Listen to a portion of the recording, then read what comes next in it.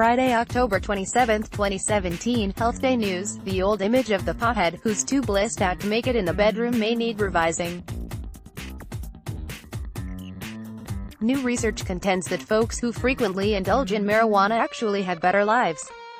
People who report daily pot use have more often than either occasional users or those who never touch the stuff, the researchers found. Compared to men and women who never used marijuana, women and men who reported daily use had about 20% more often, said senior author Dr. Michael Eisenberg, director of male reproductive medicine and surgery, with the Stanford University School of Medicine in California.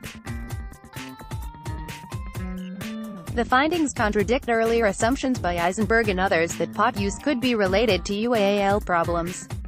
An increasing number of patients with erectile dysfunction had been asking him whether their marijuana use could be related to their bouts of impotence. Eisenberg said, "Really, there isn't a lot of research out there, so it's hard to counsel them." Eisenberg said, "I've kind of fallen back on counseling men on marijuana use the way I would on tobacco cigarette use, that it's not good, it leads to vascular disease that can impair function." The question has gained importance as more states have moved to legalize marijuana. At this time, 29 states have declared marijuana legal for recreational or medicinal purposes, and estimates suggest that more than 22 million Americans use pot, the researchers said in background information. To further explore the topic, Eisenberg and his colleagues analyzed data from the National Survey of Family Growth, conducted by the U.S. Centers for Disease Control and Prevention, which included questions on marijuana use and frequency of. The researchers analyzed responses provided by more than 50,000 Americans aged 25 to 45. They found that people who smoked pot had more active lives, and that the more often the marijuana used, the more frequently they had. The results held across the board, at all age levels and regardless of other factors such as marital status and education, Eisenberg said.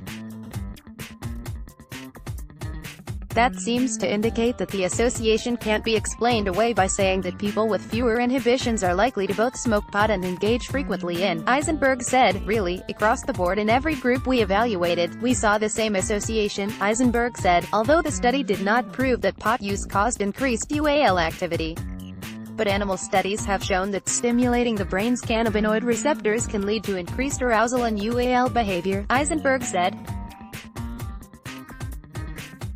And MRI scans of humans have shown that marijuana use activates the brain's satisfaction or arousal centers. Dr. Manish Farah, vice chair for urologic research with the Arthur Smith Institute for Urology in New York, agreed that the study provides compelling evidence that at the very least, regular marijuana use is not associated with decreased UAL desire or performance. It is remarkable that these findings were consistent across various time points, socioeconomic strata and patient demographics, Farah added.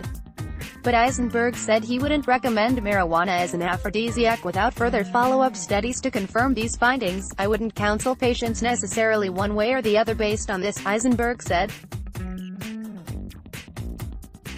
"I just think it's reassuring that more marijuana use doesn't necessarily inhibit UAL function." Farah also urged caution. "While the results are very interesting, it's premature to suggest that marijuana may have a medicinal use in the treatment of UAL disorders such as erectile dysfunction, premature ejaculation or orgasmic disorder," Farah said. The study was published October